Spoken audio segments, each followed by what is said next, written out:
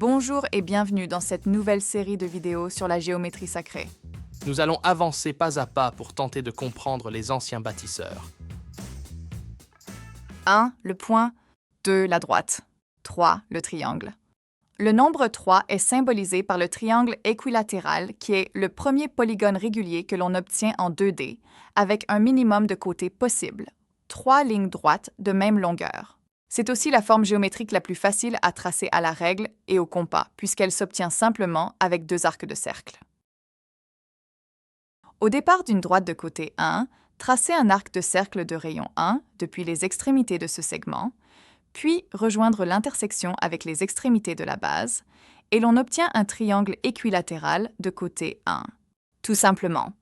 Si vous vous rappelez du triangle de côté 1, 2, racine de 3 du chapitre 6, il suffit de le recopier en symétrie pour former un triangle équilatéral de côté 2 et s'apercevoir que sa hauteur vaut racine de 3, donc le triangle de côté 1 possède une hauteur qui vaut racine de 3 sur 2, c'est-à-dire 0,866 ou racine de 0,75.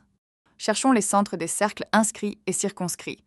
Le premier se trouve à l'intersection des bissectrices, angle divisé par 2, et le second à l'intersection des médiatrices, c'est-à-dire les perpendiculaires passant par le centre du côté. Dans le cas d'un triangle équilatéral, les deux centres se trouvent au même endroit. Quand ils sont tracés, on remarque que les diamètres sont doublés, donc le diamètre vertical peut se couper en 4, c'est-à-dire que la distance entre le centre de la base et le cercle vaut A, comme le rayon du petit cercle. On a vu ci-dessus que la hauteur du triangle, 3A vaut racine de 3 sur 2, donc on déduit que A vaut racine de 3 sur 6. La circonférence du grand cercle vaut 2 fois celle du petit et la surface du grand cercle vaut 4 fois celle du petit. Le triangle circonscrit au petit voit ses côtés multipliés par 2, donc son périmètre est doublé, tandis que sa surface est multipliée par 4. Et il y a bien 4 petits triangles dans le grand.